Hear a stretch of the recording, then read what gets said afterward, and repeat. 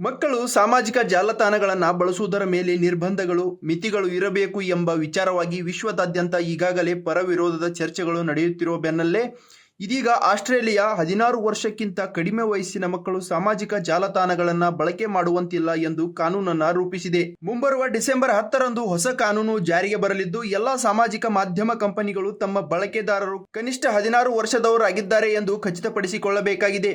ಈ ನಿಟ್ಟಿನಲ್ಲಿ 16 ವರ್ಷದೊಳಗಿನ ಮಕ್ಕಳು ಬಳಸುತ್ತಿರುವ ಫೇಸ್ಬುಕ್, ಇನ್ಸ್ಟಾಗ್ರಾಮ್, ಥ್ರೆಡ್ ಖಾತೆಗಳನ್ನು ಸ್ಥಗಿತಗೊಳಿಸಲಾಗುತ್ತಿದೆ ಎಂದು ದೈತ್ಯ ಟೆಕ್ ಕಂಪನಿ ಮೆಟಾ ತಿಳಿಸಿದೆ.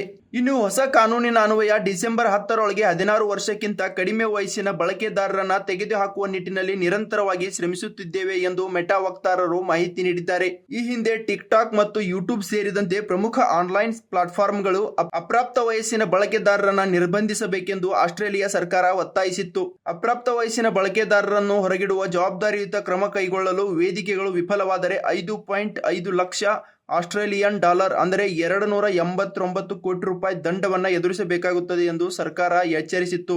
ಅಲ್ಲದೆ ಕಳೆದ ವರ್ಷ ನವೆಂಬರ್ನಲ್ಲಿ ಆಸ್ಟ್ರೇಲಿಯಾದ ಸಂಸತ್ತು 16 ವರ್ಷದೊಳಗಿನ ಮಕ್ಕಳನ್ನ Facebook, Instagram, Snapchat, tick talk ಮತ್ತು ಎಕ್ಸ್ ನಂತಹ ವೇದಿಕೆಗಳಿಂದ ನಿಷೇಧಿಸುವ ವಿಶ್ವದ ಮೊದಲ ಕಾನೂನನ್ನು ಜಾರಿ ಮಾಡಿತ್ತು.